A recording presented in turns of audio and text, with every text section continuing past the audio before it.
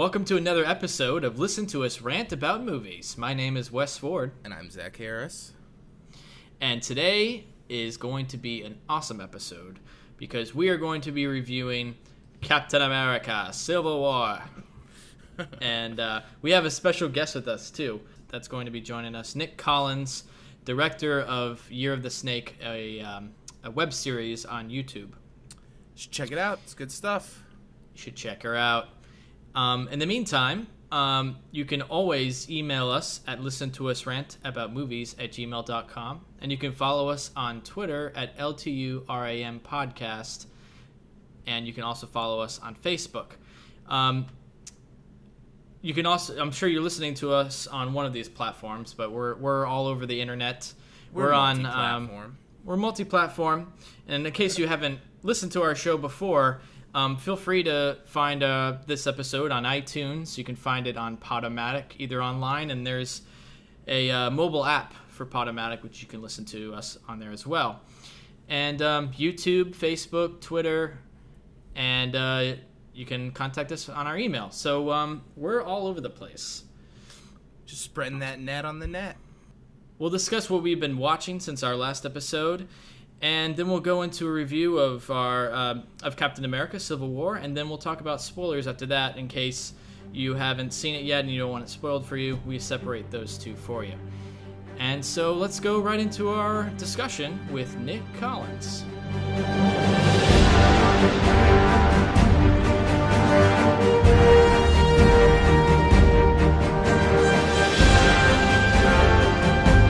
So, Nick Collins, welcome to the show. Thank you. Thanks for having me, man. Yeah, no glad problem. to have you on. Nick Collins is the director of a web series called Year of the Snake, which I watched the whole thing today. You did? And I did, and Awesome. I really enjoyed it. Oh, thanks, It was man. very good. Yeah, it's Really good appreciate stuff, it. man. Thank It's you. great. Oh, thanks, man. I really appreciate that. Yeah. So why don't you talk a little bit about that and maybe some other things that are coming up for you? Oh, for sure. So, Year of the Snake is essentially it's a sci-fi comedy, and it's, about the idea of like this character. It's kind of like a little baby, like a little infant baby who's kind of thrown out into the void, thrown out into nothingness, and kind of just like told, all right, we'll figure this out now, And he kind of represents that idea of, he's walking through our society, he's walking through all these different moments and these ideas and kind of questioning different things. He's questioning like religion, he's questioning like relationships, and he's questioning, like Tinder and online dating and things like that. And it's also like this kind of little origin story of a superhero. In the end, he's this creature who's supposed to be an assassin, a murderer, a killer, a slave for this creature called the Desolate One.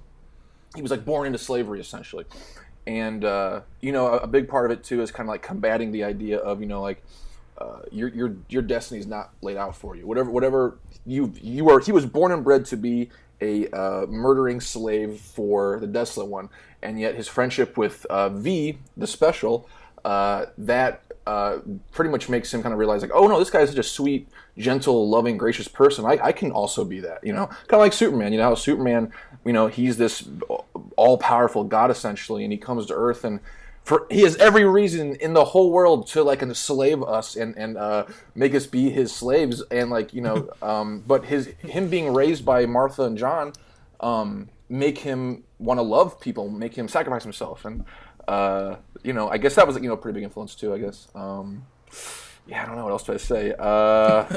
You're the snake, and then No, yeah, that was great. That was great. We got into a couple festivals so far. I'm just pushing it, constantly sending it out there, constantly trying to get it going. So yeah, it's just like an absurdist sci-fi comedy. And it's, I guess my big thing, the original origin of it all, I guess, kind of was like, I wanted to do a story about a character that was kind of like Drax from Guardians of the Galaxy and kind of like Henry Rollins. If Henry Rollins was an alien, because he's always just like so fucking angry, got his arms crossed all the time. He's always just very, like. Yeah. There was that video of him online where he's like, someone asked him in an interview and he's saying like, they're like, tell me about girls, Henry. And he goes, if she's fat, I'm out. If she smokes, I'm out. She drinks, not interested. And the guy goes, wait, if she's fat, he goes, that's right. We'll be fat in someone else's time. And I'm like, oh my God. He was just, Jeez. I know. He's such a fucking bastard. And just overly serious. And I mean, I am kind of a fan of him though, to be honest, or his music, I should say.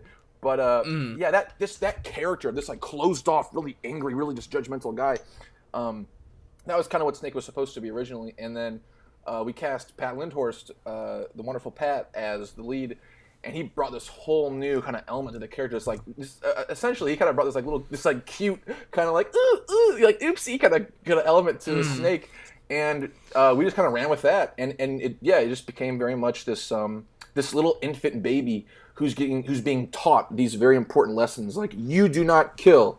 No matter who's pissing you off, no matter who's getting in your way, you can't just kill someone. That we're living in a society, right? And then again, he gets taught that just ideas of love and relationships and dating, and he goes through online dating, and he meets some arrogant artists that we all run into in our field, and yeah, man. I think I don't know. I guess that's great. No, yeah, totally.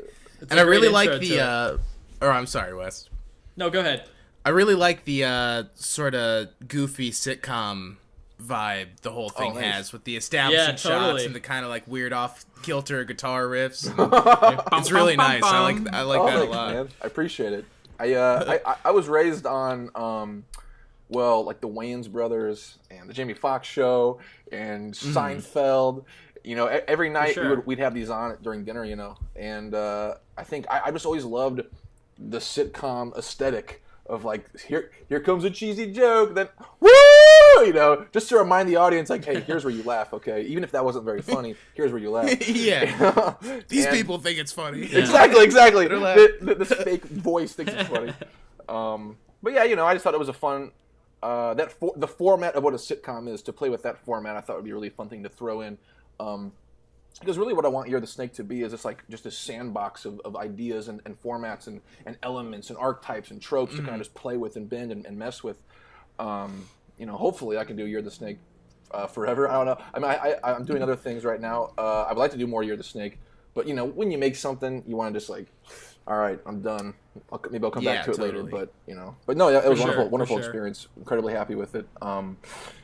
That's it's kind of the culmination of everything I ever wanted to do in one thing. Nice.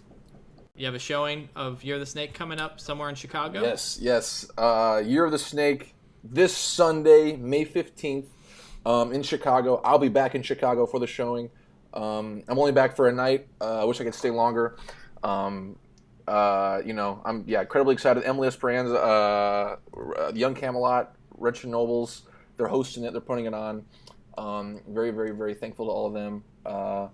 It's going to be at the Beauty Bar. It's going to be all the episodes of Year of the Snake, and then Evasive Backflip, who does the score for the show. They're going to be playing a live set after the show, and they're going to do of like new versions of the score you heard in the show. So I'm super fucking stoked for that. Super stoked. That'll be awesome. Because the score in the show is great too. I really like the score. Oh yeah, man, they killed it, man. They killed it. They are just the most. The Basic Backflip, I can't say enough things about them. They are just true genius, auteur, avant-garde artists. They're just fucking geniuses. And they came over like really early on when the show wasn't even colored yet, when there was no sound done, there was nothing done. I showed them a rough cut, and they were like, "Oh my god, we're so in." And we just fell in love with each other, and then they kind of like they come over sometimes. We would like get drunk and we would like watch superhero videos of like scores that we really love, like the Darth Vader score. Was heavily influenced on the Parasite score. Then just a lot of just old things. Philip Glass was like a kind of an inspiration. Nice. And then their own nutty, brilliant shit they brought to it. And oh god, dude, they're just geniuses. They're geniuses. Very grateful they were part of it. That's great. There's one more thing I wanted to say about the show. I really enjoyed the practical effects you had. I thought it was very creative. The makeup and the lighting and all those practical effects were very effective. So thanks, man. I really appreciate that. I thought that was great. Thanks, man. That was very, very, very important for us because I'm sure we all feel the same way. Like CGI, like obviously CGI is used a lot for a lot of good positive things, but The minute that they introduce a CGI like character, like a person that is supposed to be standing there, and obviously I'm not going to be doing a CGI, I can't afford that. But yeah, there's that's not on the table at all. But you know, I love like Yoda as a puppet. Like when you see Yoda as a puppet in Empire, it's like, oh my god, you believe he's right there. You love it. You know, that's the best part. Yeah, it's real. It's literally real. Literally in front of you on camera. So yeah, we're a huge fan of that kind of stuff, and you know, practical effects and makeup and actual creatures being there and just dolling people up to make it look like something. And that we had that for when Snake punches through his chest, through the parasite's chest, and has the heart in his hand. There was we lived in Humboldt Park, and there was this little grocery store down the street that sold pig hearts, or was it a cow heart? It was an animal heart, regardless. It was one of those animals. It was a farm heart. It was a farm heart. Yeah. And that was just so awesome because that was fun to have in our hands. And it looked like a real heart, so. Awesome. I'm glad. Thanks, man. So yeah, you know, and then you know a lot of it was running around. We would have people like running around with like these little. You know, the DSLR kind of LED lights you put on a camera for like photos or something. Yeah. On the fly shooting, we had just a ton of those. Our DP Taylor Russ, the wonderful Taylor Russ, we had just like PAs holding these with gels on them and kind of running around and kind of like flashing them where we needed them to be flashed at and stuff. You know, things like that for like the big kind of like when Snake would shoot something or whatever the hell we had going on, the mind reading or whatever, or the astral projection of that one character. Yeah. Very cool, man. Well, yeah, again, it was really great. And I suggest anyone who's listening to go take up the opportunity to see it in Chicago if they can. And definitely. Check it out online, too, because it's pretty cool. Thank you, man. Yeah, you guys want to go ahead and move on to what we've been watching and discuss some of those movies? Sure, man. Yeah, sure. Zach, why don't you start us off? What have you been watching lately? All right, let's take a look here. All right, no one. I watched a doc called Giuseppe Makes a Movie, which it's the guy Giuseppe Andrews who was in Detroit Rock City. He acted a lot when he was younger. I think he still acts and stuff. But the director of Detroit Rock City, Adam Rifkin, made a documentary about him. I think it was shot in like 2007, and it's he makes movies himself, but he lives in a trailer park, and he just makes movies for like $1,000 with whoever he can find in the trailer park. Awesome. Just on VHS. Crazy. So it's all these really interesting people that are now staples, because he's like, well, I've made 30 films, you know, just all super absurdist stuff. So his name is Giuseppe, you said? Yeah, Giuseppe Andrews. Giuseppe Andrews, that sounds awesome. It's great. It's on Amazon Prime. If any of you have Amazon Prime. Oh, cool. You've been hitting up the Prime lately, buddy. Yeah, man, because I didn't realize how much good stuff was on it. Like all the Draft House films are on it, and this was put out by Cinelicious. That is the really coolest name I've ever heard in my entire life. It's pretty amazing. They're putting out some great stuff. Cinelicious. Yeah, that's like a '90s pro wrestler name. Just going for Cinelicious. But yeah, I would highly recommend checking it out. It's really good. I actually watched it twice. Nice. And then I watched 2 of his movies. I watched the movie that they're making in the movie, because it's over the course of like 2 days they shoot a whole feature in the documentary, and it's kind of chronicling those 2 days. So as a feature on the Blu-ray, which I bought after I watched it because it was really great, they have the feature that they made called Garbanzo Gas, which is about a cow who wins a trip paid for by the slaughterhouse to go to a motel for like a weekend before he gets slaughtered. So awesome. It's just a guy in a cow costume. And I don't know, it's just really interesting, super bizarre, really sad too. It's a lot about just, you know, homeless elderly in America and like how they deal with, you know, day to day. But really, really good doc. I would definitely recommend checking it out. Awesome. Stuff. Cool, man. What else you got? A couple more on the list? Yeah. Let me pull up my list. Oh, I saw Everybody Wants Some, the Richard Linklater. How was that? It was good. I liked it. It was real fun.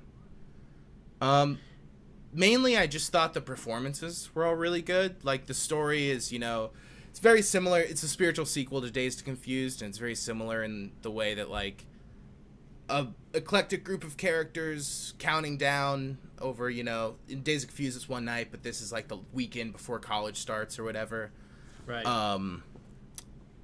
But mainly I just liked the performances. They got some really good actors in it, some unknown people or some people that I hadn't seen and stuff. But all the performances are really good and the writing's good. It doesn't quite have the same energy as some of his other movies, so it took a while to kind of like be convinced that I was really liking it, if that makes sense. Totally. But also I was kind of hyper aware because I took my girlfriend to see it and it was a total like dude movie. It's just like all men, and I was like, I hope this is good. Like, I really hope this is good. And it really makes it seem like it's just like bros being bros hanging out, Yeah, totally. But she enjoyed it. It's a really good movie. It's kind of wrapped as a dude bro movie, but has some really good writing and sort of philosophical conversation that I feel like they're sort of like baiting you into watching if you're not there for it. But that's the stuff I'm there for. So good. Fair enough. That's awesome. Linklater's a fucking genius. Yeah, he's a champ. He's like one of the greats, just one of the modern greats. Yeah, man. He is. I love to see everything that he makes, everything that comes out. He had a few missteps there for a while, although I hadn't seen like Me and Orson Welles. Maybe that was great, but like, and he was making Bad News Bears, and it was like, but then he made Bad News Bears. Yeah, he did the Bad. He made that movie. Are you kidding me? But I didn't realize that when those were being made, it's like you got to think he was making Boyhood the whole time. Interesting. He was just like, shit, I need money. I can't just do this one thing. No, exactly. But yeah, I would definitely recommend it. It was a really good flick. Awesome. That's awesome. I've heard mixed things. Very cool. I've heard.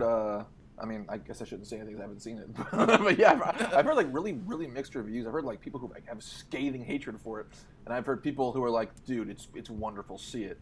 Especially if you're a straight white male, I've heard it's really great. Oh well, definitely. Yeah, of course. Yeah. It's I wouldn't say it was as good as like his other films, but it was fun. It was awesome. Like, you can tell it's a personal thing about his experience, and like in that way, it's fun.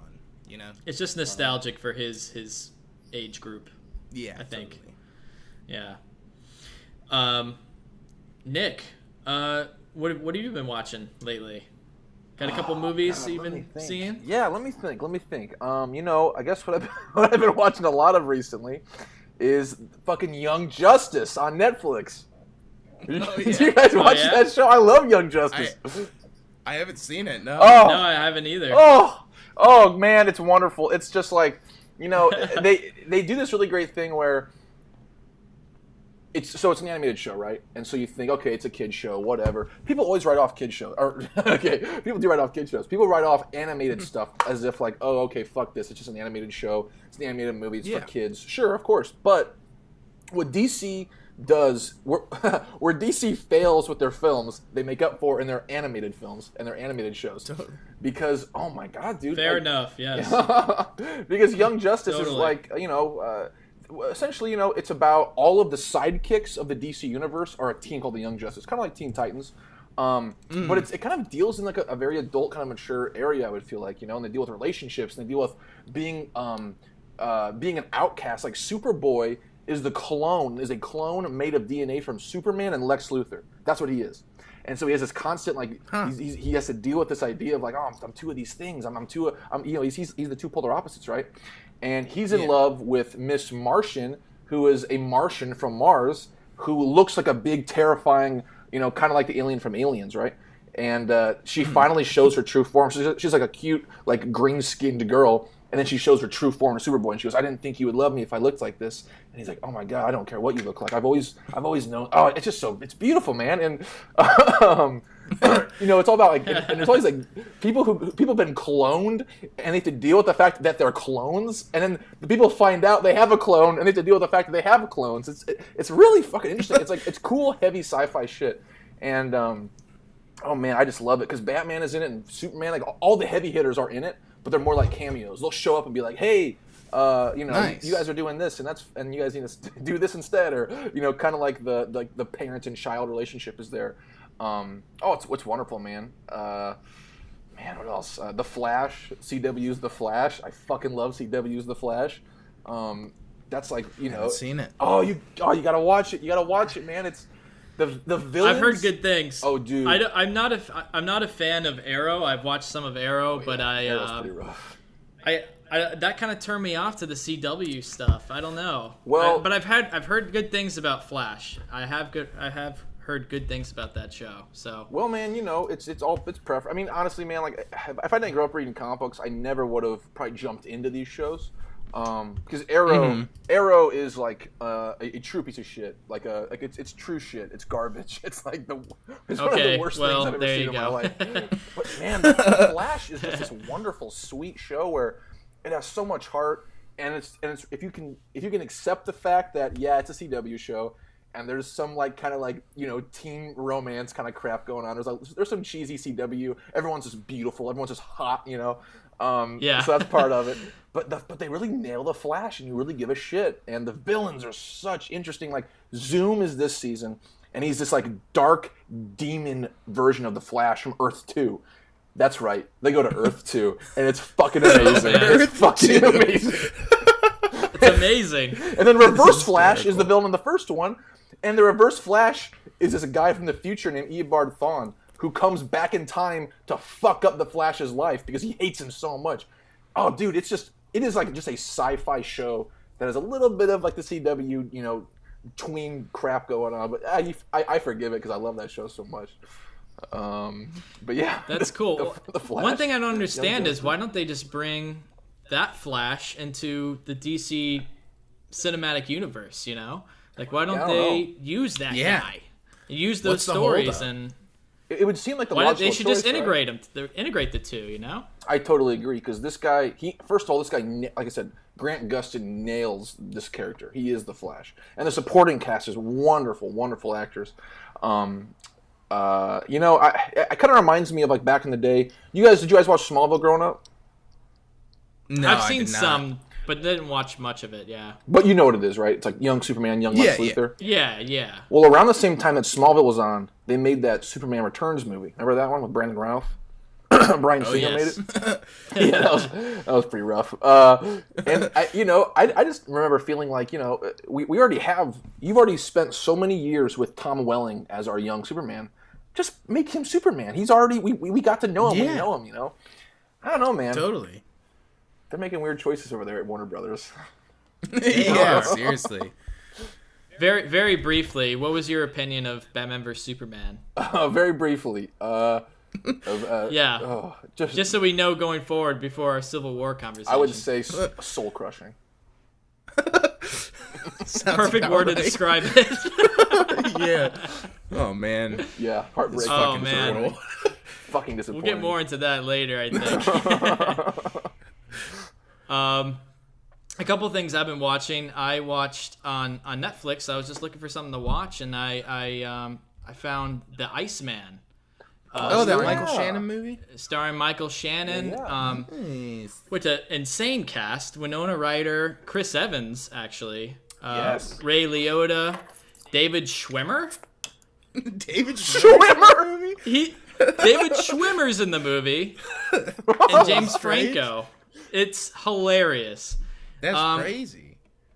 But it's kind of cool because it's a true story of a criminal who's a hitman, and it cuts back and forth between his life of being this hitman, insane, evil killer, and juxtaposed to him being a family man as well. He's married to Winona Ryder's character, and they have kids and everything. And he gets involved with the mob, and basically his family starts to get threatened, and he takes out his revenge on the mob. It's a true story. It's the crazy thing. It's insane. But it's really well acted by Michael Shannon. He's just fantastic in it. Oh, yeah, he's a champion. Yeah, and Chris Evans plays a really interesting character. You hardly recognize him. And that was before Captain America, you know. Back Oh, was it? Well, actually, it's 2012, so was that...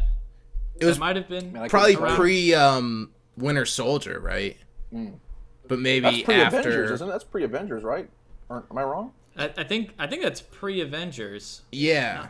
Yeah, no, that would definitely be pre-Avengers. Let's see. Yeah. I like Chris Evans, man. I don't know what it is. I just good. like him. He seems like a good Yeah. dude.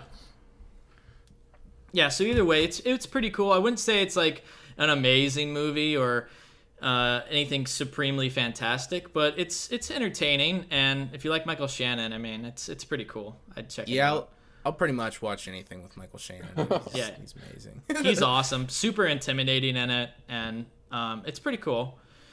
I also watched finally Turbo Kid.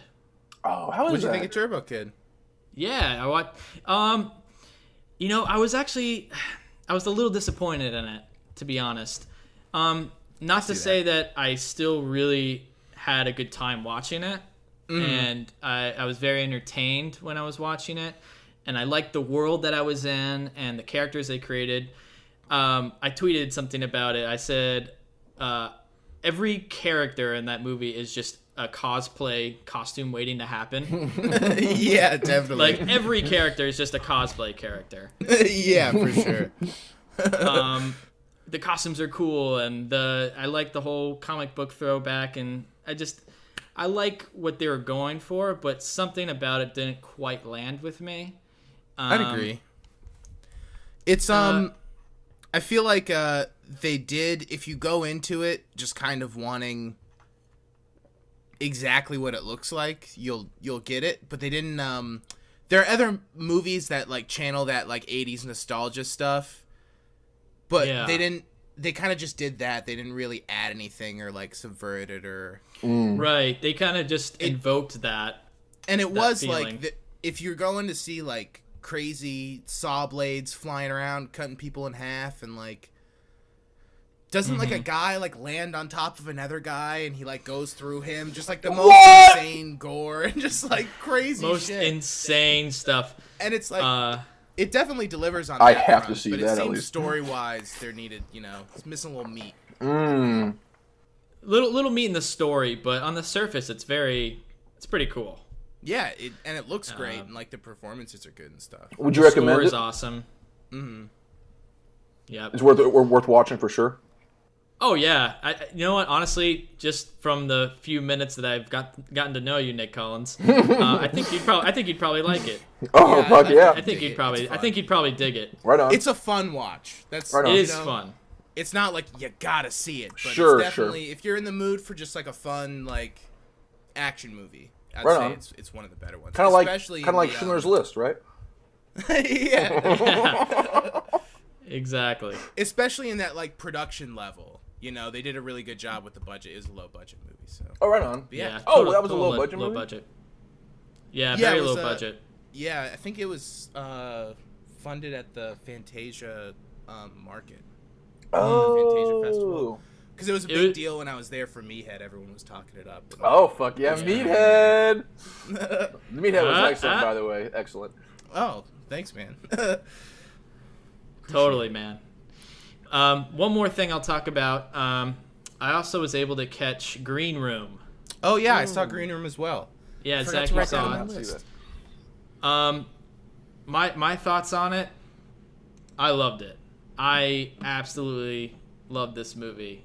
Have you guys seen Blue Ruin? I saw Blue Ruin. It was this guy's first movie. Or I think that Oh, he that's the same actually... dude. I think he might have done a movie before that, too. Oh, really? Or he was, like, involved. Maybe he, like, co-directed a movie before that, too. Oh, something called Murder Party. Yeah, like, super low budget. I've heard that's What a really great great. title. I really want to check that out. I have heard that's great, too. I've only seen Blue Ruin and Green Room, but... I have as well. Anyway, it was awesome. I just, for one, it was a really cool statement on the entire punk scene, music scene. That's basically the surface of it, but really it's a story about these kids who are just trying to do the right thing and get stuck in this insane situation and have to fight their way out. And realistically, it's a white supremacist camp, or not camp, but like venue / stronghold headquarters place. But like, if you're in that situation, what would you do? And I feel these kids like do things that I would try and do, or like they're smart things. They're like really smart, like processes that they try to go through to get out of this situation. And it doesn't always work well, and just violence just happens. There's no subtlety to it. It just happens, and I don't know. It's just very well crafted, and I loved it. So Zach, what'd you think? I dug it. I didn't love it, I would say, but I definitely dug it, and I liked it more than Blue Ruin as well. I thought it was a step up. Is Blue Ruin worth watching? Not that I didn't like Blue Ruin. What's that? Is Blue Ruin any good? Because I keep seeing it on Netflix. I'm like, should I just watch this damn thing or not? I thought it was worth a watch. I didn't love it, but people love it. Yeah, so. I didn't love it either, but it's entertaining. It's worth watching. If you like Green Room, I'd say watch Blue Ruin. I would love to see that. Yeah. Yeah. I remember the reason I watched Blue Ruin is Sean was like, "We gotta watch this, dude. I heard that the main character has a huge beard and then shaves his head like halfway through the movie and loses it and looks totally different." And it was like while we're editing the end. Yeah. What are you talking about? Oh no. That's hilarious. For me, the Blue Ruin. I every time I see like the synopsis for it, because I don't know what it's about necessarily, but I guess they said it's like he's like out for justice because his dad was killed and he's going to go kill the guy who killed his dad, right? I believe so. I don't really remember. It's been a while. Honestly, it's been a long time since I've seen it. Oh, okay. I just remember it being like a revenge plot. I don't remember much about it, but just I remember not bores being me. crazy about it. I don't know. Once you see The Punisher, it's kind of like, what's the point of any other revenge movie? Because we already have The Punisher, motherfucker. You know what I mean? It's like, come on. The ultimate revenge is The Punisher. I'm a Thomas Jane Punisher apologist, so, you know. I've been telling Zach he needs to watch Daredevil. Oh, you haven't seen Daredevil? I haven't seen it yet. Right? No, I haven't seen it. What? He's got to see it. It's too much stuff. Good. Too much content. Too much content. Let me tell you something. Kingpin in Daredevil. The actor, what is his name? Vincent D'Onofrio. He is by far the most compelling, deep, interesting, like a true human being who just so happens to be this villain in any superhero film of any. I mean, sure, Heath Ledger's Joker is incredible. I would say that Teddy Sears' Zoom in The Flash is incredible. Wink, wink, wink, wink. So please watch The Flash. But yeah, man, I don't know. I'm telling you, just for Vincent D'Onofrio's Kingpin alone, Daredevil is so worth the watch. And the cinematography is out of control. Everyone is always silhouetted. It's amazing. So he's dark, right? And there's colors everywhere. There's like red and green, and it's like these very specific stylistic choices, man. It's something different, man. It's good. I gotta check very it. well choreographed as well. It's God. just outstanding. I will say the women are written terribly in that show. That is its biggest flaw. What's that? Women are written horribly in Daredevil. They're like, it's very clearly that a man is writing these women characters because all the women are just crying and apologizing all the time, and it's like it's pretty despicable actually when you see that part of it. That is, I would say, my biggest critique is that women are just like, I don't know, they're not real people. They're just like these characters that are supposed to be women. You know what I'm saying? I think Elektra is a step up when they do Elektra, but she's still kind of a shade of a real person, I'd say. You know? Yeah, absolutely. But I think she's a step up from maybe some of the other women characters. Well, like Karen Page. Karen Page is just like they need to like bring in some women writers so that they can ask like, hey, so what would you do here? Because we clearly don't know what the fuck who you're supposed to do. It's like last resort, have her cry and then have her apologize. It's like, come on, dude. Have some respect. Make the character something more, you know?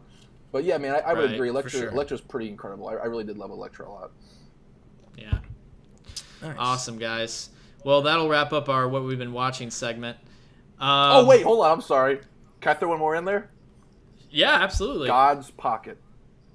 Have you guys seen that? Oh, is that the John Turturro, Philip Seymour Hoffman? Yes. Nice. And it's on Netflix. Oh, you guys seen very that yet? cool. No, I haven't seen it. I heard about it, though. You know, my dad, of all people, who doesn't even like movies, his favorite movie is Meet the Spartans, and he's never even seen 300, you know what I'm saying? And he loves so he was like, dude, you gotta watch God's Pocket. I'm telling you, it's dark, it's awesome, it's got Philip Seymour Hoffman. Our family loves Philip Seymour Hoffman. And, dude, I'm telling you, that is a wonderful, wonderful film. And John Slattery, am I saying that correctly? John Slattery? I think so. He's, you know, the guy from Breaking Bad, or Breaking Bad. From, Silver Fox guy? The Silver Fox, that's right, the great dude. Yeah. Tony Stark's dead! Yeah. Whoa! Tony. yeah, exactly. He directed it. And, whoa, crazy. I didn't know that. Wonderful movie. It is wonderful. There's some shit going on in that movie that it's going to stick with you, you know? It's just one of those dark dramas, like a really wonderful dark drama. Kind of like a Cassavetes. Well, not Cassavetes in terms of like the direction. This Cassavetes is very like loose and very like flowy and very improv feeling. But I would say in terms of like the trauma and the drama that's going on in this film with the characters themselves. Oh my god, dude! It's like it's heavy like true real feeling shit. It's wonderful. Nice. That's awesome. Cool, man. Oh yeah. Good suggestion. So yeah, they're God Pocket. So before we go into our review, Zach, you said that you watched some movies leading up to this, right? Yes, because you told me I needed to watch Ant-Man, Captain America, Winter Soldier, and Avengers 2. And were you booing Ant-Man or Captain America? Ant-Man. It's a terrible piece of shit. Oh, man. How do you really feel? Hates Ant-Man. I guess so. I fucking hated Ant-Man. I will say, I'd seen Ant-Man. I saw it in theaters because I was curious about the whole Edgar Wright thing. But that guy was. But you totally haven't seen the other. Ripping off Edgar Wright. So. Oh, how heartbreaking is it to know that we could have had it? We could have had an Edgar Wright Ant-Man film, and we got deprived of that because of Marvel's. I don't know what happened. I'm not sure what happened, but fuck. Yeah, it's a bummer. It's a huge bummer. Huge bummer. But you hadn't seen the other ones before, right, yeah. Zach? I watched Winter Soldier first. Doug Winter Soldier. It's cool. Yeah. Pretty good. Pretty cool. Yeah, I'm not huge on the first Avengers movie. I like the first Captain America movie. I just feel like, and also watching Avengers 2 after Captain America, maybe it's just I don't like Joss Whedon, but I just feel like the Avengers movies are just like, well, we can't have the style from any of these separate movies, so let's just have none and just make it really bland and boring looking. And fair enough. We'll just have crazy CG shots flying around. Like I'm not crazy about the I like the teamwork aspect of the choreography in the Avengers movies, where it's like they're all helping each other and like boosting off each other and doing stuff. But I'm not crazy about the CG camera flying from one person to the next and just obviously not a real shot. You know what I mean? Right. Yes. Right. In Avengers 2, they open it and that's a fun scene in the woods and the action's cool or whatnot, but it's fake. When you're doing a one take thing and it's just all fake, it's like, why even do a one take? Exactly. Right. Yes. It's not impressive anymore. Exactly. You know? Yeah. Absolutely. And also, I didn't like, it kind of bothered me, the Scarlett Johansson Hulk love story. A little forced. Yes. It's just because in Captain America, she's hitting on Captain America the whole time. Yeah. And then I was like, ooh, she's on Iron Man's side. It's like, maybe they're gonna bone and then get in a huge fight. And then it's like, oh no, she's just gonna go to the Hulk. The Hulk now. It's like, what? She just has to hop from man to man in every movie. She can't just not be in a relationship with anyone. Yeah. And therein lies the just biggest problem with the Marvel universe. Seems like a whore. Women are portrayed for some reason in the Marvel Cinematic Universe. Women are just these props for men to pass around, and they literally are these placeholders for writers. Well, let's give Hulk something to do right now. We'll have him fuck Black Widow. What should Captain America do? He should have Black Widow. Tony Stark in Iron Man 2, which is one of the worst films ever made. He's fawning over her and trying to flirt with this Black Widow. Yeah, man, it's. I mean, again, I don't want to go off on a whole tangent, but yeah, I would say the treatment of women in the Marvel Cinematic Universe is despicable, and something needs to be done about it. Well, it's really her, too. I mean, it's she's just the plot device where we need romantic tension. Yeah, what the Insert Black Widow. And it's know? like, well, we certainly can't just make a new character. She should just hop from character to character. Like, yeah, man, that's not right. Well, what does that tell? Yeah, man. I'm sorry. Go ahead. There's even the scene of Captain America like walking up to Mark Ruffalo and just being like, you know what? You should go for it. Take it while it lasts.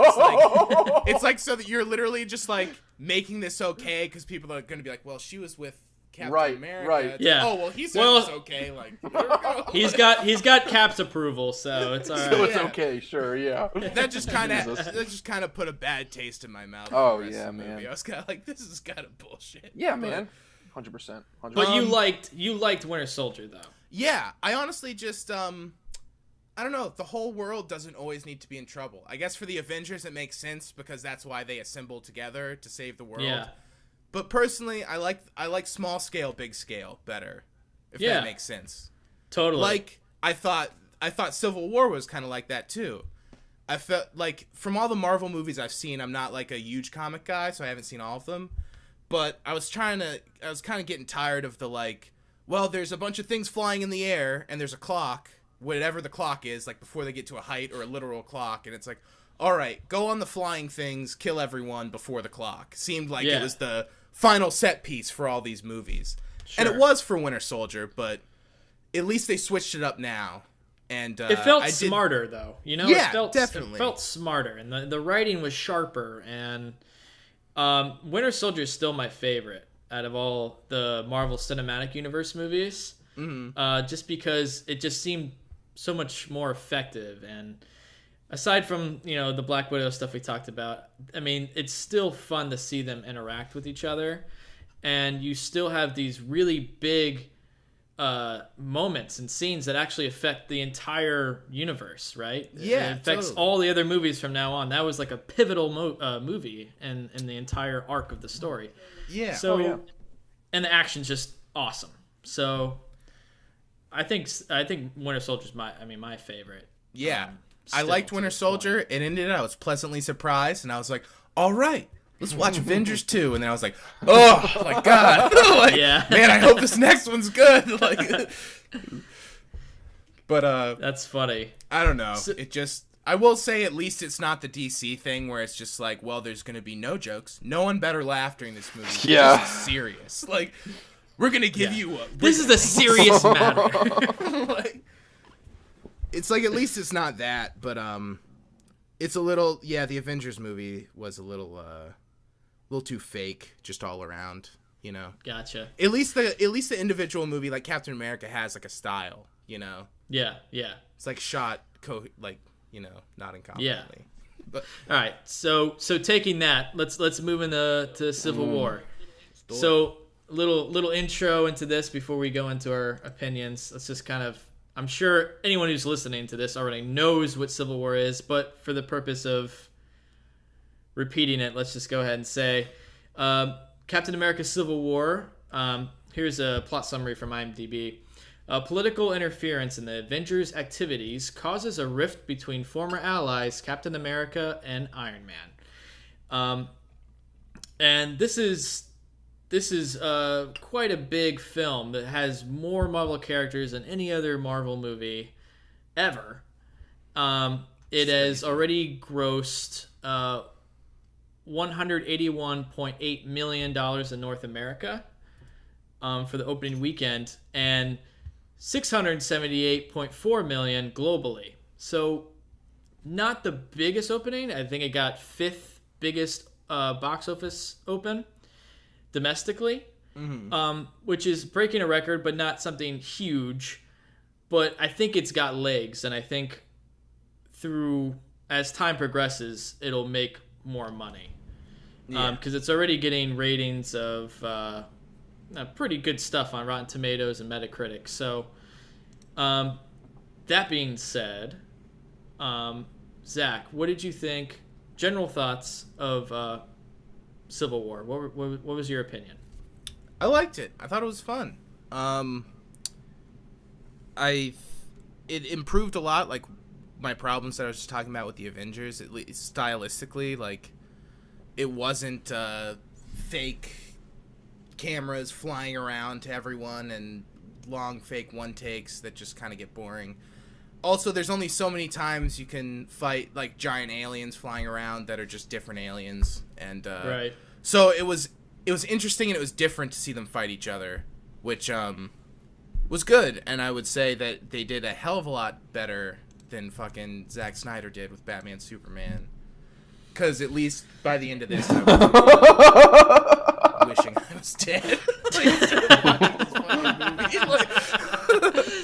Well, I mean, I think you can't help but compare the two, right? I feel like it's almost insanely similar in plot points, you know?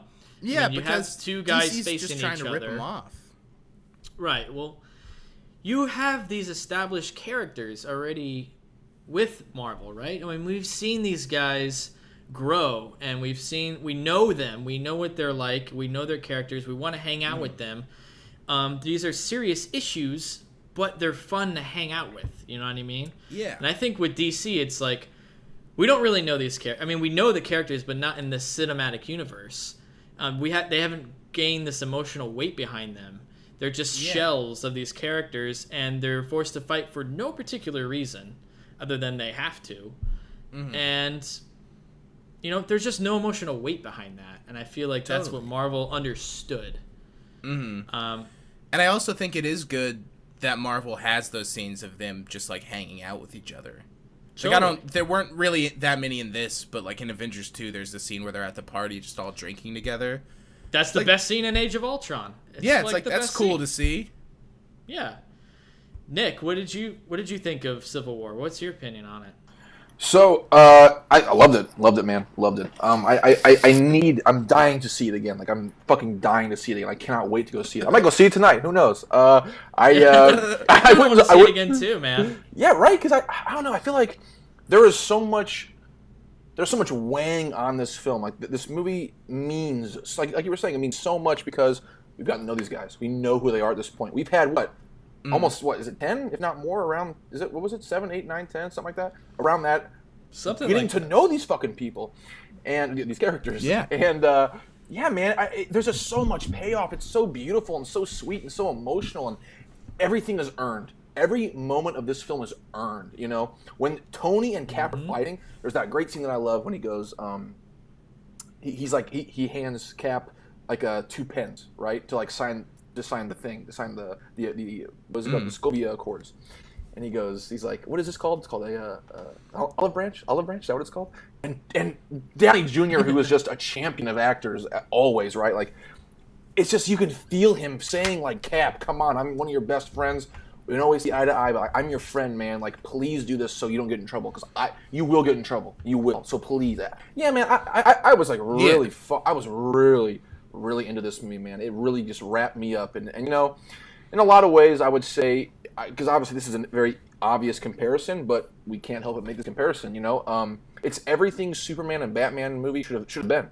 It's everything Batman versus Superman was trying to be. Yeah. Yep. Without any spoilers, I can't get. Never mind. But yeah, it just in every way. It is just this achievement in the superhero genre. It is an achievement, and nothing feels wasted. And sure, there's a lot of characters. You know, they introduce a lot of people. You know, Black Panther, fucking awesome. Spider-Man, Black Panther was great. I love every time you put him in that, because Black Panther is one of my favorite comic characters of all time. And one of my big things about Black Panther is he has always kind of been that reluctant to be a part of what the world is. He's kind of like, you know, back in the Avengers, like I want to say, I guess like the early stuff back in the 80s, like he was always kind of like this like behind the scenes guy. He's kind of like behind people. He's kind of like hidden, like a shadowy character. And there's this pretty popular storyline that happened a couple years ago, maybe like a decade ago, I guess at this point. It was called The Illuminati. And that was about Doctor Strange, Mr. Fantastic, Charles Xavier, Iron Man, Namor, who no one fucking cares about. And they're like all deciding, like, should we send Hulk into space? Hulk has got out of hand. Should we send him into space? And they're kind of like they're the literal Illuminati of the Marvel Universe, right? And Black Bolt from the Inhumans, he's in it. And Black Panther is kind of like, doesn't want to be a part of it. Like, Black Panther is kind of like his own dude. He's like, listen, I got a kingdom to worry about. I don't want to deal with your bullshit. But when he comes into it, they bring him in because he's a brilliant character. He's a brilliant mind. So that's my tangent on Black Panther. But I adore Black Panther. I thought they killed it with him. Yeah, man. Oh, yeah, man. I can't wait to Ryan see his Coogler's solo doing it. movie. You know he's gonna Totally. Yeah, dude. And I think it's great that they finally have like a black superhero that isn't a sidekick of like who's like Captain America or Iron Man's buddy, who then is also a superhero. Right. He's his own guy. He's his own captain. You know. Because it's kind of funny that they both black have sidekicks. like It's fucking sidekick friends that become. Iron Man has a black friend. Captain America has a black friend. And they're like, you can be superheroes too, but like this guy's a real deal, you know. Yeah, you can be a superhero, but you have to be a sidekick in a movie. Okay, yeah, that's pretty fucked up. So yeah, man, 100%. It's great that I think Black Panther's great. Basically, is all I was trying to say. Yeah, he was really good. Yeah, dude, he's it. He's the truth. He's like phenomenal. When he's like scratching up fucking Cap's shield, and you know what's a beautiful? Never mind. Spoiler. Don't no spoilers. Yeah, man, I promise I won't. Yeah, I loved the movie. I loved it, and I feel like there's a lot of superhero movies that have come out recently in the past few years, even that just don't deliver. You know, like Ant-Man, for example, I would say was a carbon copy of a lot of other movies we've seen before. You know, the X-Men films have fallen just off the cliff. I would say ever since First Class, they've just been going downhill. No, that's not true. I would say since X-Men Last Stand, they've been going downhill. Because Wolverine Origins was a true piece of shit. But yeah, man, this was just a masterpiece. It was within the superhero genre. I mean, sure, it has some issues, but in the superhero genre, this is like an achievement. This is one of the best. This is one of the greats. It's about so much, and they handle everything so well. Yeah, I could go off on forever for this. Oh yeah, wonderful. What about you, Wes? I loved it too. I loved it. I had a great time.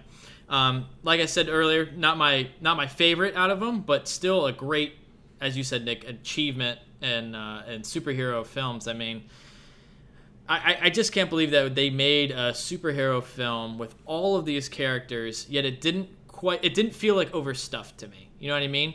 And each person was able to shine a little bit, yet it didn't feel too much. You know, I felt very smooth at the same time, and everything was paid off. Like you said, they set up scenes, things were set up, and they were paid off. Everything was satisfactory.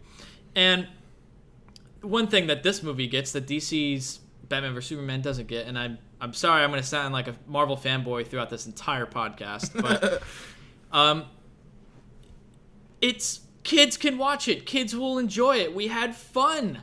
That's the entire point of this movie. It's like we had fun.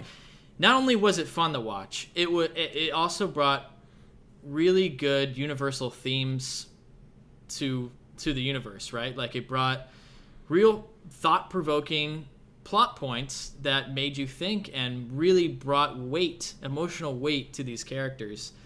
And I feel like that was just done spectacularly. It was just very satisfactory. I walked out feeling good and smiling, you know, and that's what it's really all about, especially for this type of genre. And so it's just amazing to see a superhero film with so many characters that is able to set up deep, thought-provoking themes in a fun and interesting way, and entertaining, just insanely entertaining. It's a great every action blockbuster. scene.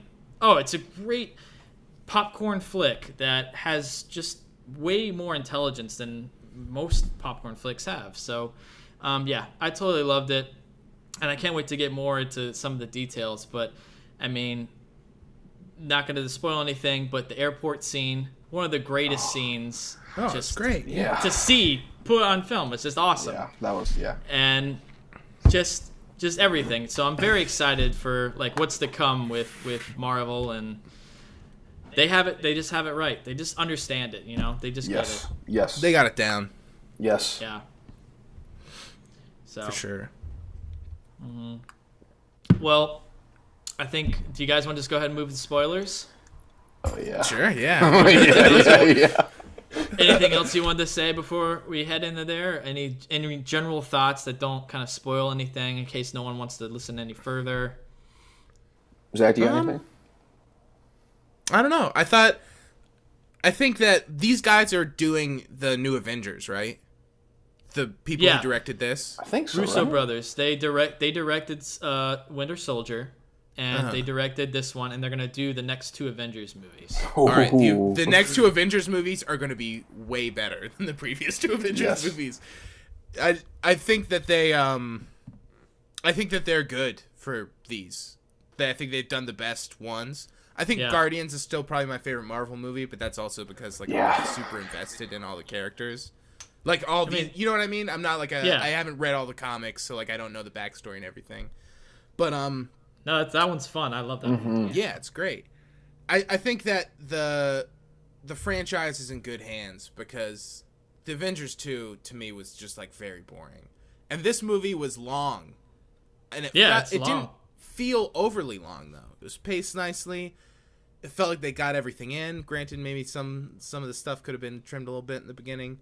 But I just feel like these people just know how to make movies better.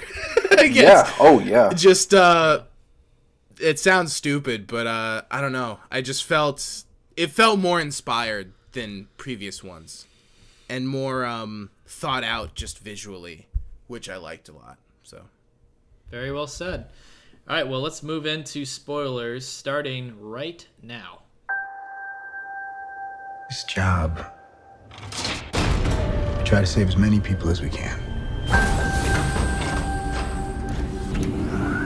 Sometimes that doesn't mean everybody. But you don't give up.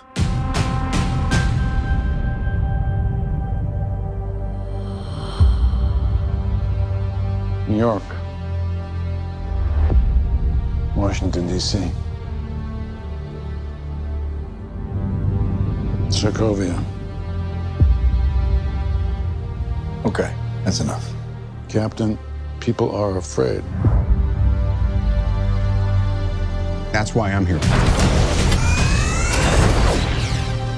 We need to be put in check.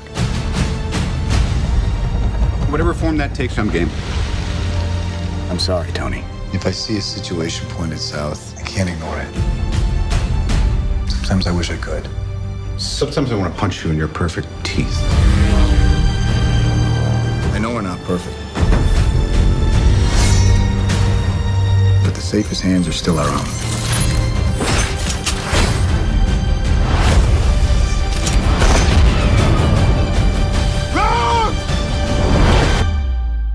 Well, I'm just going to go ahead and say it. Spider-Man.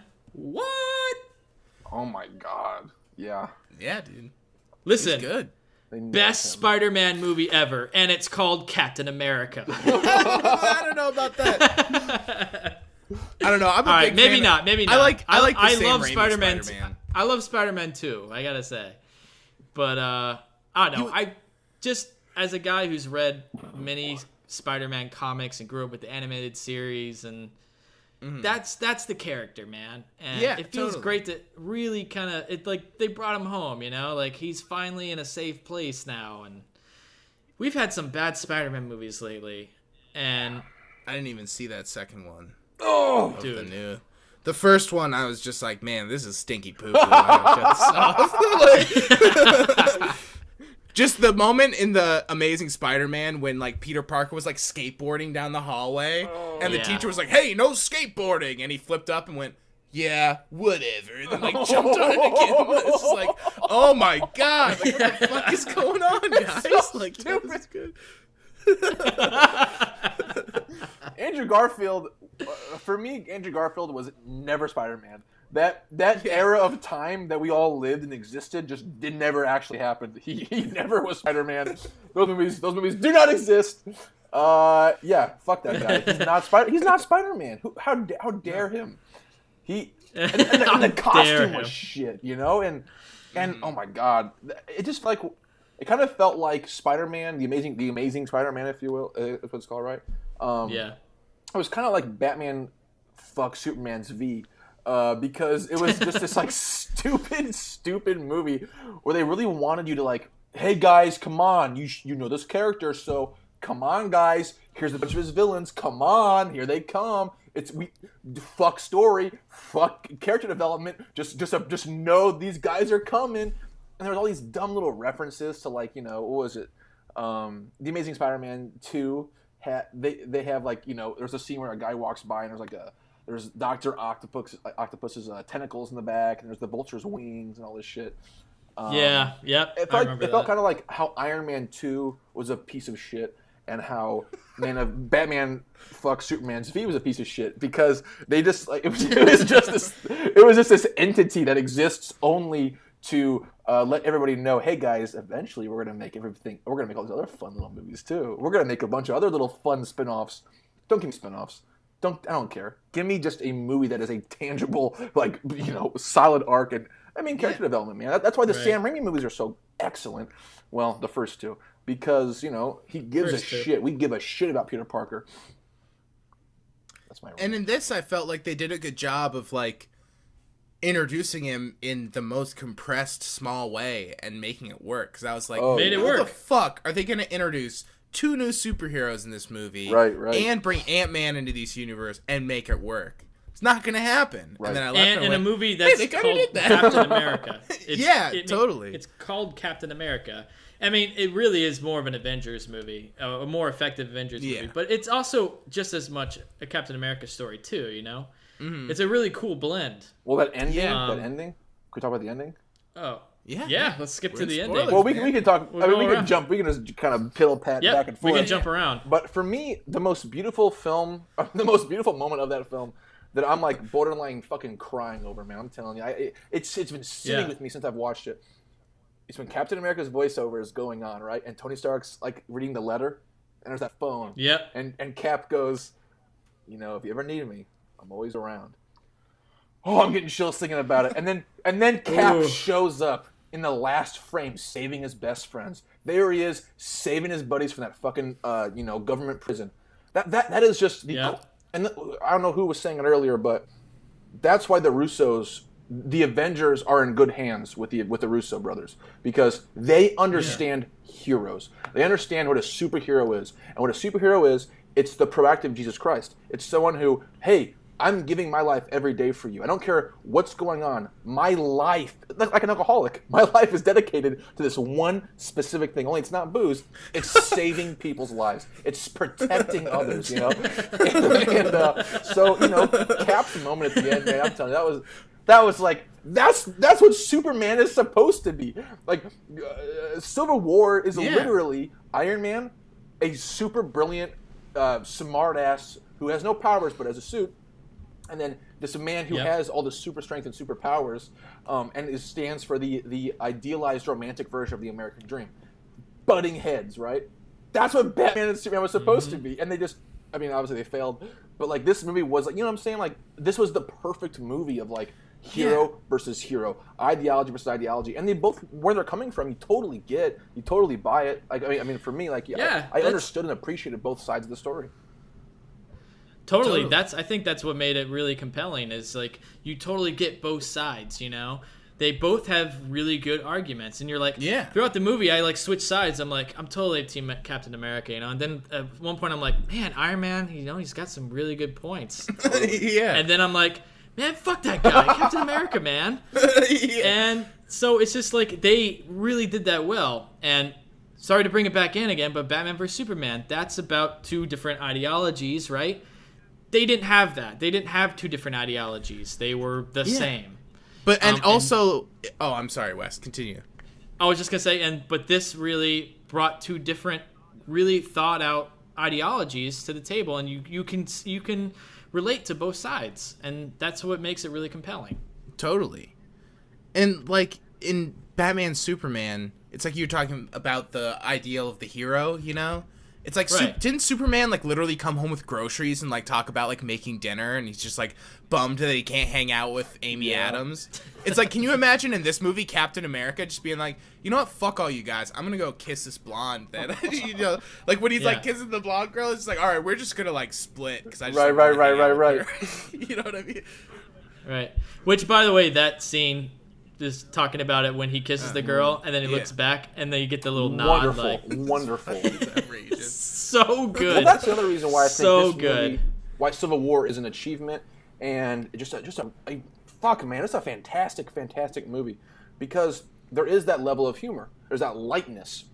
When things get kind of dark, they go, hey, here's a little lightness for you. You know, like when Bucky and Falcon have they're like constantly arguing and like butting heads. It's like too jealous. It's like jealous, like you know, it's like they're both dating Cap. You know, it's like two jealous best friends. Cap's my friend. Fuck off. You know, that's wonderful.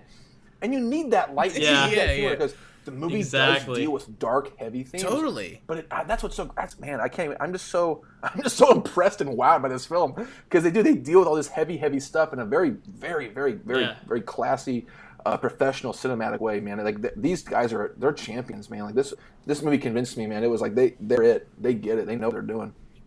Oh yeah, totally. For sure. Let's talk about the airport scene. Oh man. Yeah. Okay. Oof.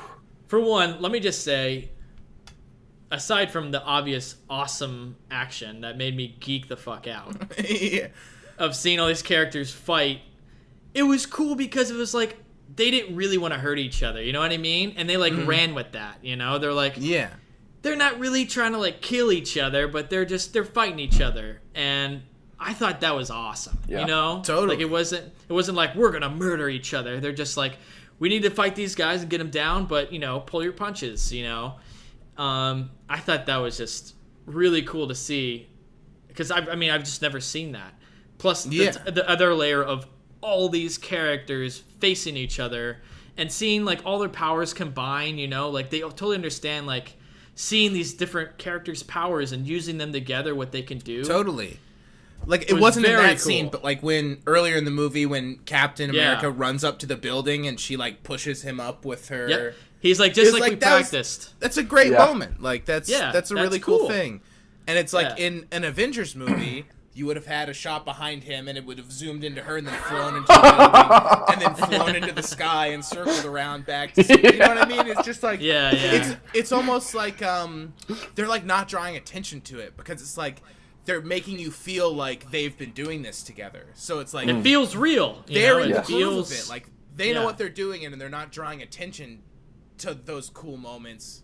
Right. I mean, they are. They're showcasing them, but they're not like, look how cool this is. This is really cool right here. It's just... Right.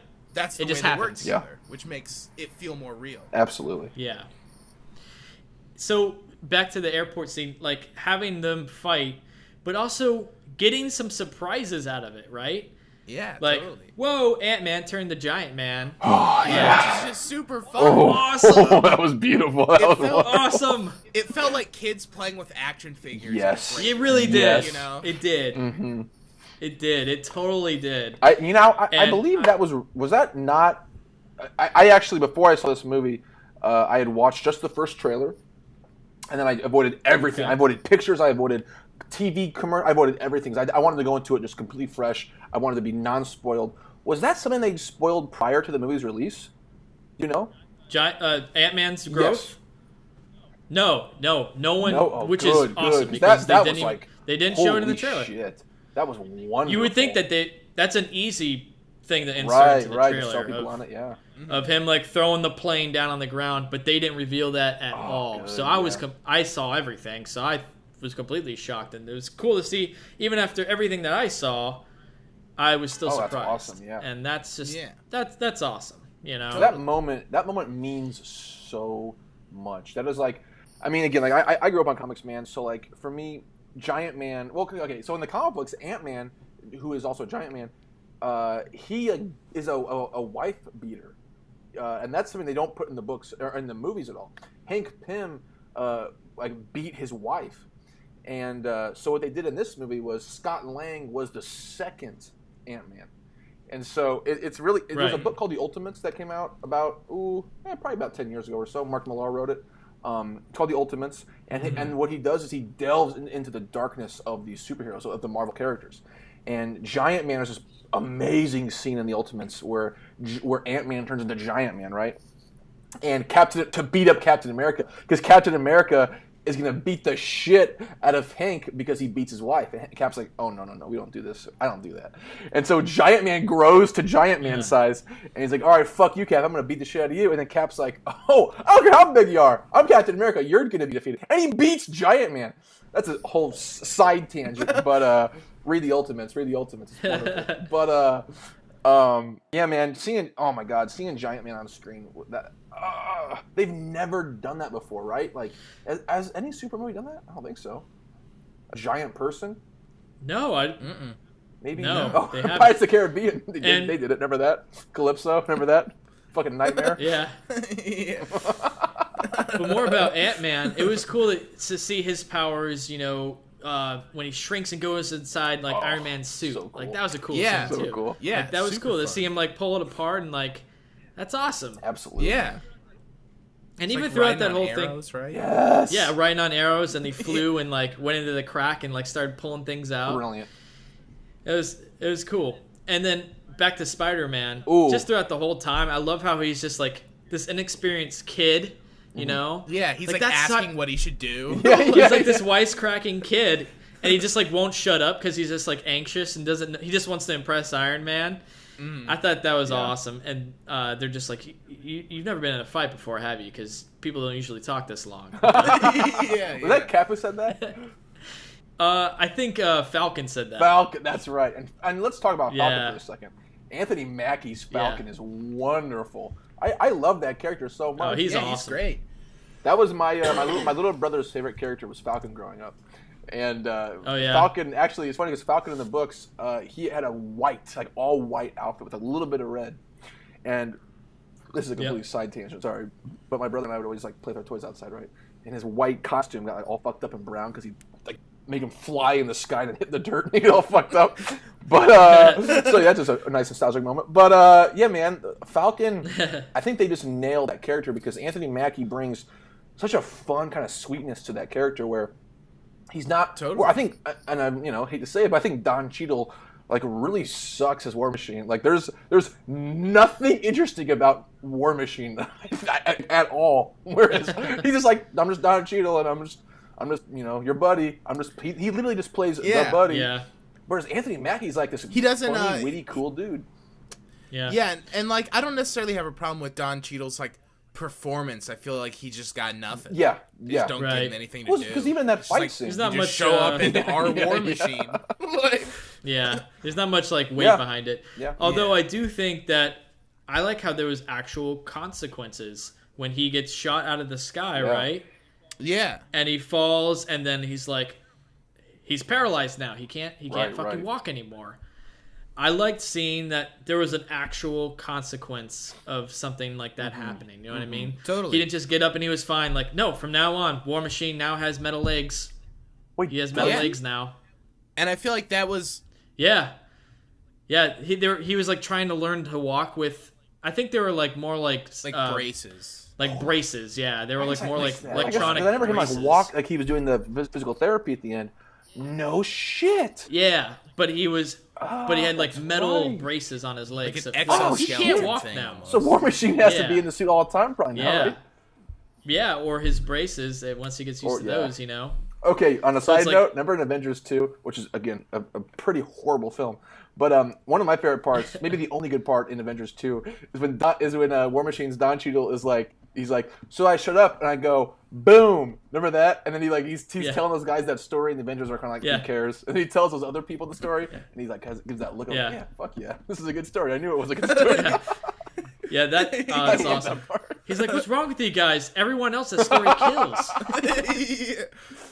Then like the next scene, he's like telling like a bunch of different random people, and then they all burst out laughter, and he just has this proud dude. nod. Like It's that look.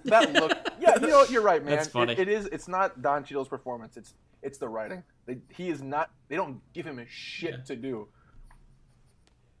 Yeah, he just kind of reiterates what everyone else is thinking. Yeah. Just like, well, I think we he should follows sign Iron it. Man. Whatever Iron Man's thinking, he's pretty much fine. And even though.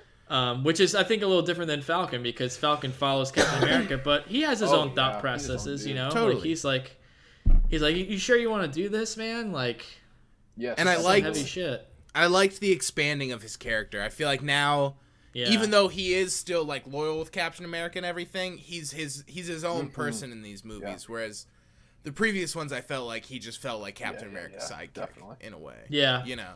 So it's like it's cool that they're actually giving Anthony. He's Mackie fucking stuff awesome. to do. I love Anthony Mackie. Please put him he's great. in everything. Yeah, in he's everything. great. He is just this. He's so wonderful to watch. He's so charismatic, Yeah, Totally. he was awesome. What'd you guys think of Winter Soldier in this? He had a big story to tell in this. He was a big part of the story. Mm-hmm. I think he didn't have a lot to say, but I feel like script aside, his scenes were some of the best. Like his action scenes, he's a fucking badass. Like that one part in the tunnel where he takes the motorcycle, takes it, grips it, spins it around, and hops it and drives in the other direction. Mm-hmm. It's like, that was crazy. Cool shit like that. It's like he's pretty awesome. I'll be honest. I'll be honest here. Yeah. I think the actor who plays Bucky, Winter Soldier, is like maybe some of the worst casting in the history of casting. Because you think so? Oh man, I'm telling man, that guy. I just feel like he's such a little pipsqueak. He's this little wiener running around. I don't know what it is, man. I do not buy him. I do not buy him as the Winter Soldier. I think he just maybe it's because I don't know. In the books, I don't know. Because at some point Bucky becomes Cap. Cap gets assassinated, you know, and then Bucky becomes Cap.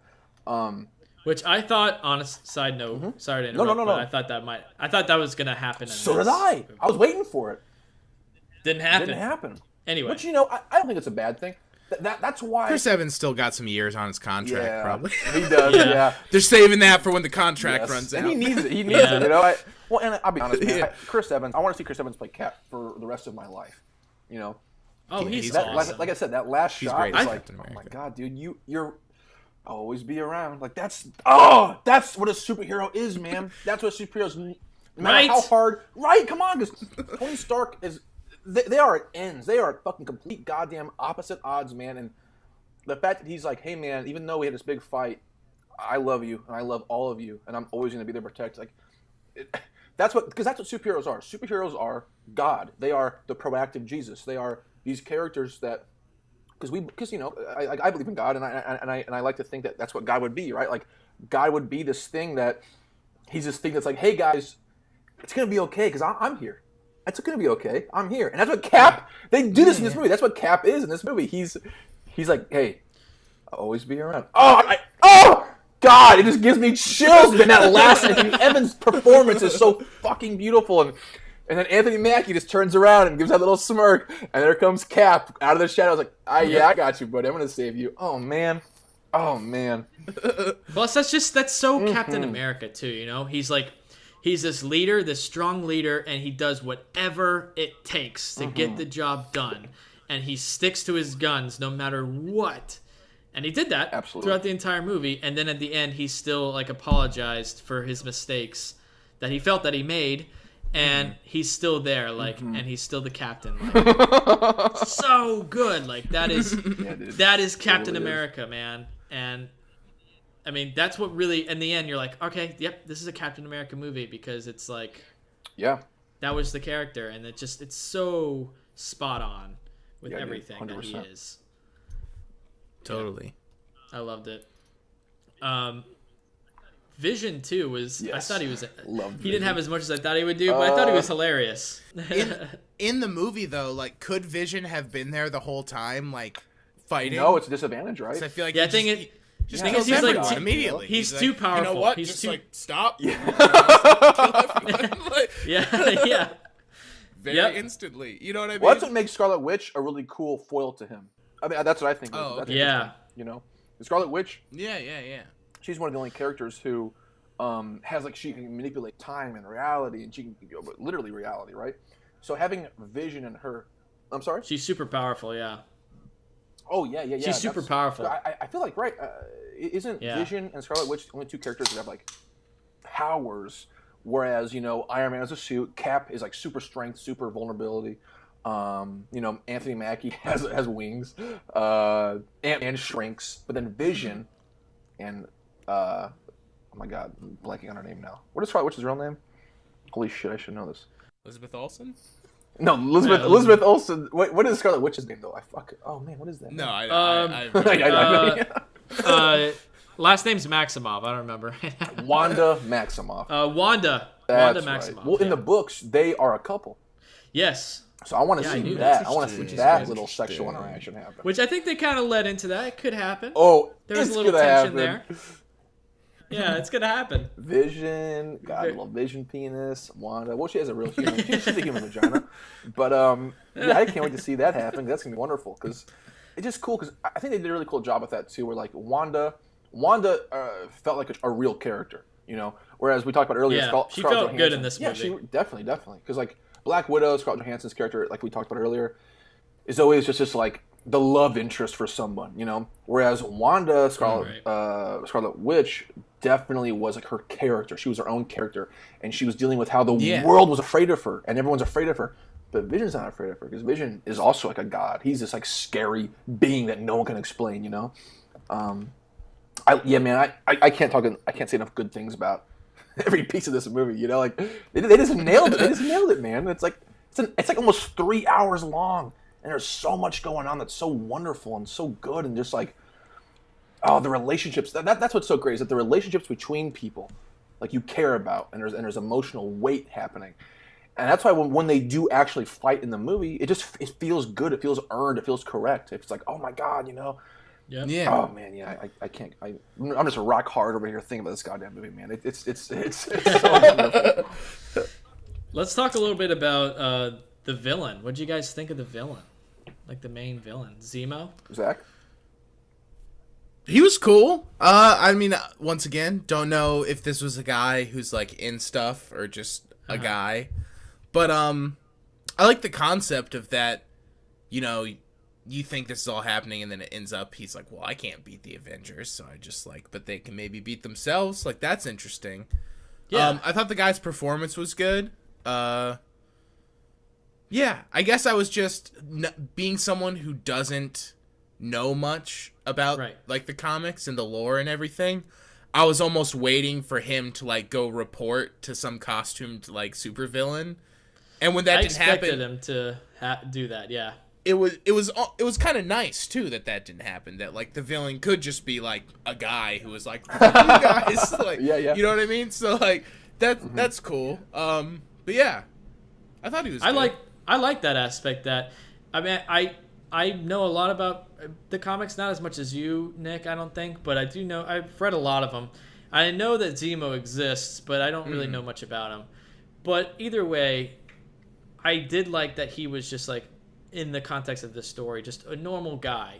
And what a big twist it was to see him like kill those remaining Winter Soldiers. Mm-hmm. Yeah, you know, that was awesome. Like, that was cool. That was very cool. I was cool. like, oh, there's gonna be this huge action. It's like I was scene. expecting them. Yeah, I was expecting them to fight all these guys, and I'm completely okay with that. Yeah. It was good. I thought that was a nice twist. Yeah. Not many movies would do that. They're like, well, you got 5 of these super soldiers. Let's have them all duke it out too. Yes. You know? Yeah, There exactly. we got another action scene. But it was kind of refreshing to be like, oh, that's just not gonna happen. Yeah. It's kind of cool. Yeah, totally. Only because we didn't expect it at all, you know? Yeah, we thought we were going to fight him, especially since they set it up so much. You know, you expected a fight. But then it just led into a scene that, like, really made me, like, which was when you see the video of Iron Man's parents getting murdered. And then you're like, oh, shit. Things are going to go down now. And this is when they're really going to fight. And that's when there was, like, real emotional, like, they were really fighting each other now. Was Captain America, Bucky, and Iron Man. And that scene had more weight to it than, like, you see it in the trailer, you're like, oh, they fight. Like, oh, that's the scene where they fight. But it's like, it was really set up very, very nicely.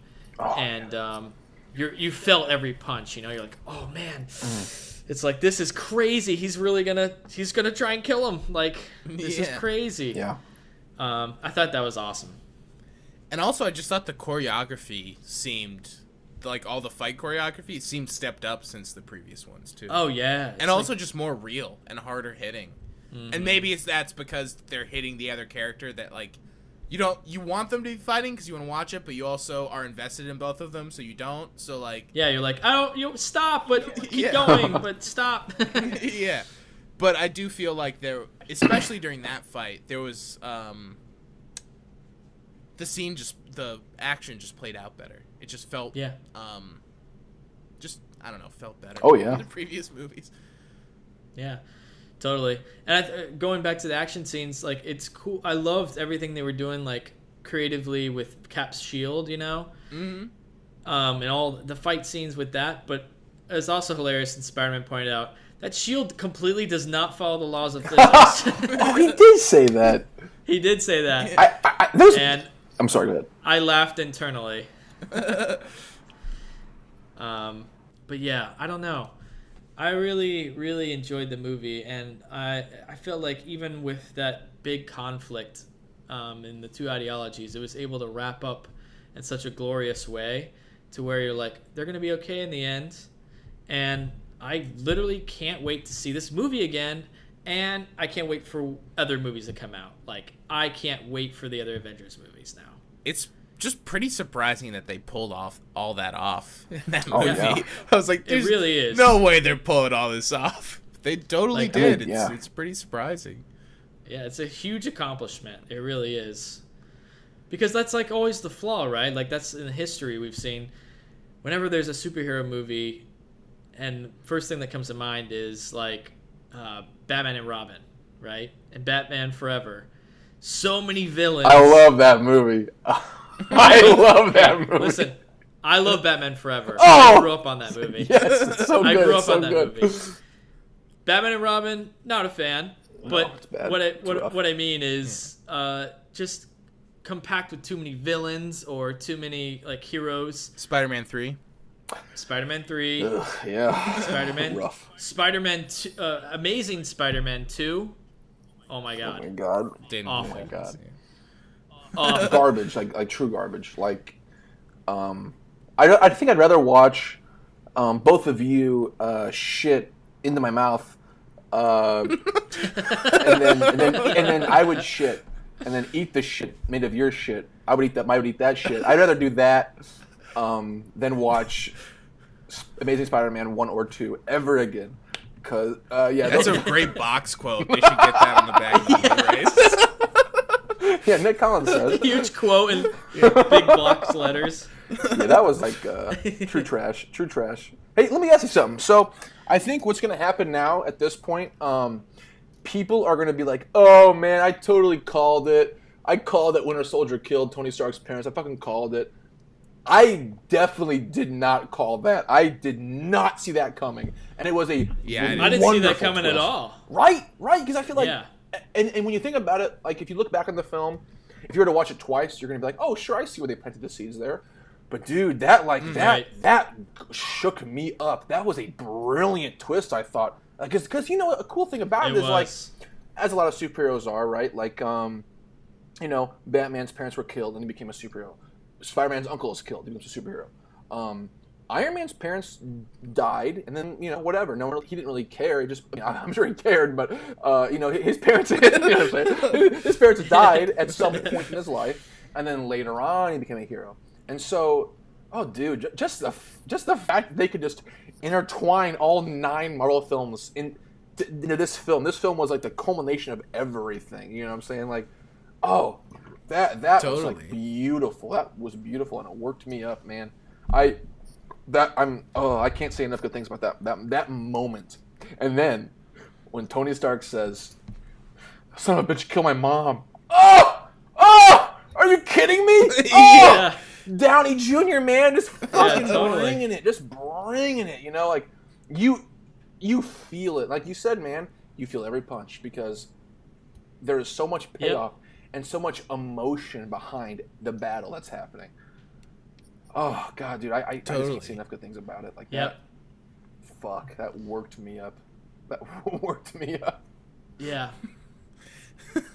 Totally. And it's crazy because it's... Sorry, Zach. No, you go. I was just saying that it's crazy because you know that's not Winter Soldier's fault. You know? It's not, like, his fault. But at the same time, if you're Iron Man, would you let this guy get away with killing your parents? You know? Yeah. What would you do? Like, he decided he's going to just kill him because... And that's what's so beautiful about that line. He's like, it's son of a bitch, insane. kill my mom. Yeah. Like, he didn't say his dad. He said, Because think about it. If something happened to your mother's, oh my God. I mean, I don't care if I go to prison. If you fuck with my mom, I will fucking castrate you. I'll make you eat your own cock. Like, it's your mom, you know? And that's what's so beautiful about that line. Like, it's, son of a bitch, kill my mom. Like, oh, God. Because they're almost all friends at that point. Like, all three of them, like, all right, guys, we can be best friends now. We all get along, right? Oh, man. Yeah, that was. Yeah. Yeah.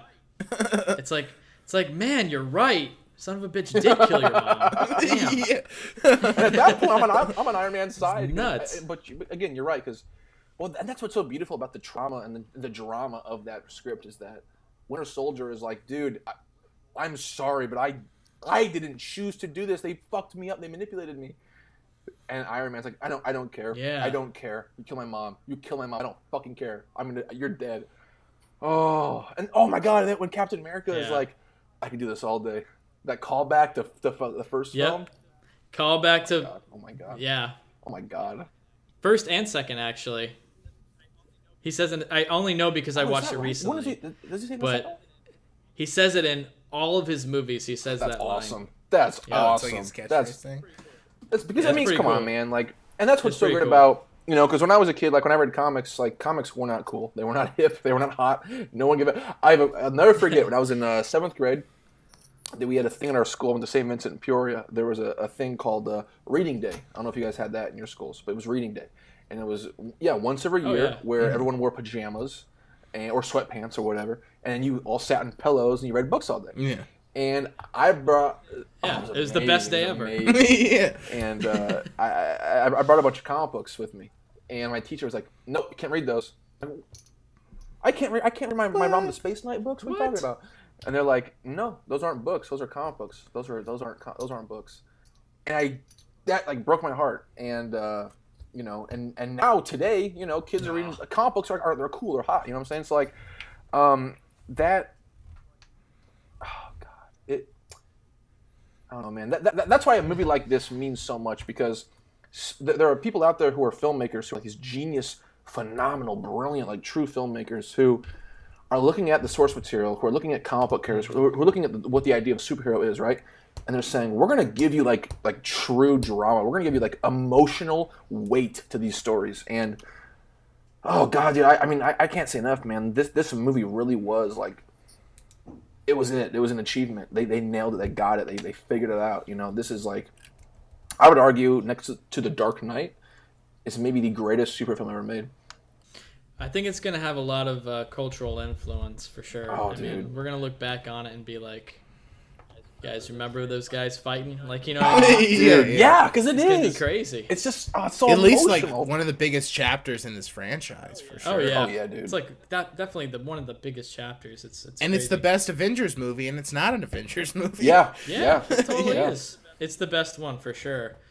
And one more thing about the scene with Iron Man and Captain America near the end is when they're fighting. I know this was in the trailer, but seeing it in the film was awesome. Which was when he's like, "I'm sorry, Tony. He's my friend," and Tony just looks up at him and goes, "So was I." And it's just like, "You were, man. You were. You were friends. I'm so sorry." Like, and that's what the beauty of the.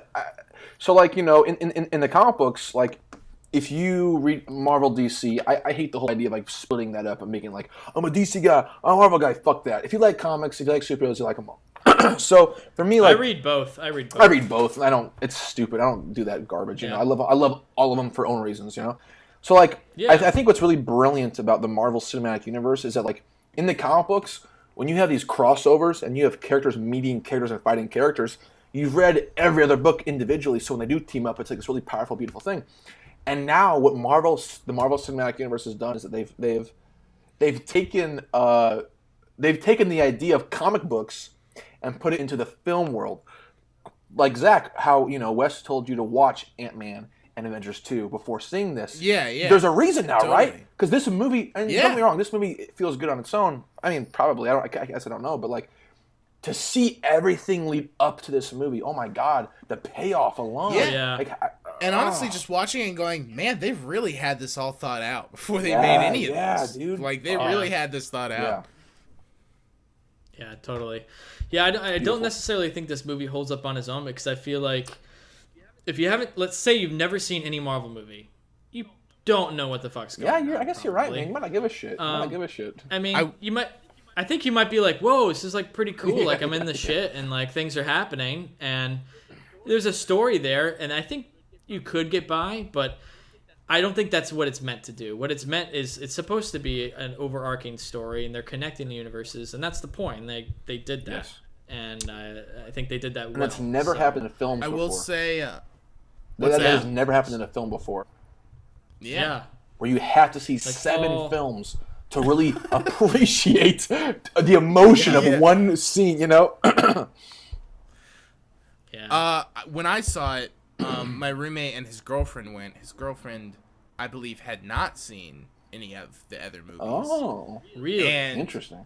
Did enjoy it, but also audibly was like, "Who's that?" like a bunch during the movie. Sure, which is, sure. Understandable. It's of course. All right, who's that guy? All right, who's that guy?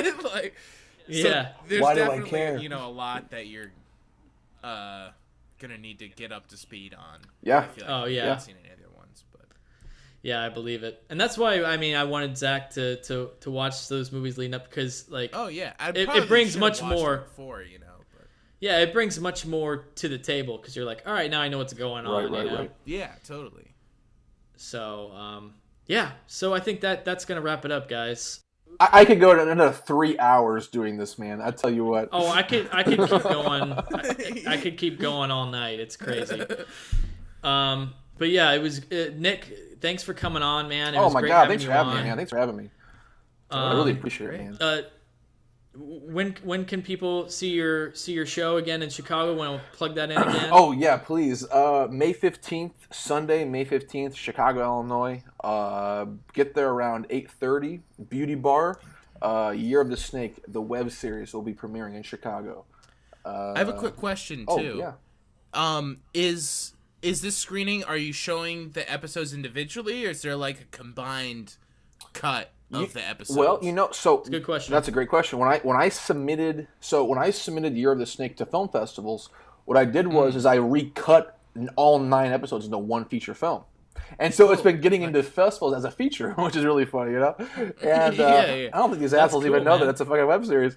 And so I'm just so yeah, man. I've been kind of contemplating that. I think I'll talk to Emily because Emily's a genius and she knows what's up about screenings and venues. So if she wants to do it as the feature version, I'm down. If she wants to do it as the web series version, I'm down. It's up to her. And check out Emily's work. Who's Emily? I'm sorry. Emily Esperanza. She's a genius, brilliant filmmaker. She makes this like really cool, brilliant, dark stuff. She made this movie called Day and Night. That's just like, oh my God, it's fucking wonderful, man. I'm gonna steal so much from it because it's so good, Yeah, man, she's a genius, and she's doing a lot of music videos right now too. Just a badass, really sweet, good really person. Good stuff. Check her out. Check out the Wretched Nobles. Check out Young Camelot. They just got their church. They were doing a venue, like a DIY music and film venue out of a church for a long time. And it got shut down, which really sucks. Pretty recently, man. Too, right? Like a few months ago. Yeah, it's a bummer. And dude, they're all wonderful people. They're all, genius artists. So yeah, man, check them out. They're the best, and I wouldn't have this cool Chicago premiere without them, without Emily specifically. So yeah, check her out. Check out Young Camelot. Check out Wretched Nobles. Support them. Very, very fortunate, very lucky to be a part of that and to be supported by those people. DIY, man. DIY for life. Like the NWO used to say. NWO for life with a Y. Cool, man. Well, Nick, where can we find you on the internet if people are looking for you? Yes, I do. Twin Visuals, man. Twin Visuals. Twin Visuals is my monkey, or it's twinvisuals.com, facebook.com/Twin Visuals. Twin_visuals is my Twitter. Twin Visuals is my Instagram. Twin Visuals. Look up Twin Visuals. All my shit's on there, man. All my shit's on there. The Snake. It's a No. Beasts, my feature. Punk Bitch, a short. The Foam Palace Sessions is a music series that I did. Yeah, man. Twin Visuals.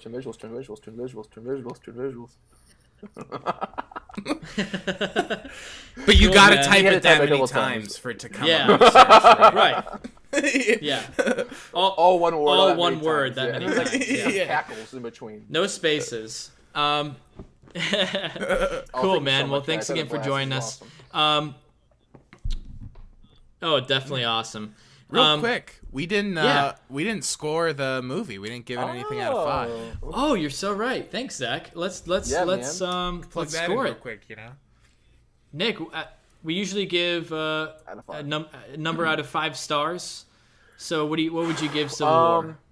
Man, I wish I had seen it twice before this because I feel like I can't really. It's hard. You know what I'm saying? It's hard to rate a movie until seeing it like a couple times. You know. But man, based off that first viewing, I had some problems with like the first like hour in terms of like, oh my god, we're just like sitting here building up a plot, you know. I'm gonna give it a 4 out of 5. Yeah, 4 out of 5 for sure. 4 out of 5. I think that I agree with you. I think that's what I'd give it. 4 out of 5 on my end. I'm gonna give it that as well.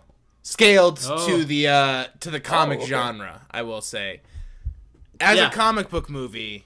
Well, man, if you're going to look at the super... I hate to do this, Fair enough.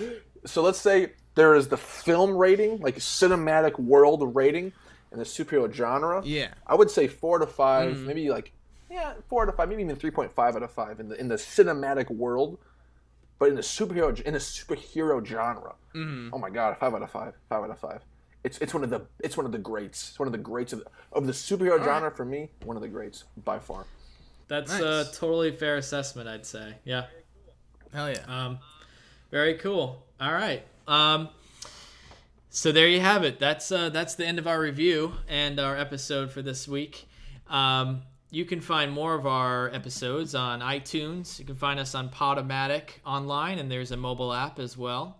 And you can find us on YouTube, Facebook, Twitter, and you can email us at listentousrantaboutmovies@gmail.com. and Twitter at LTURAM podcast.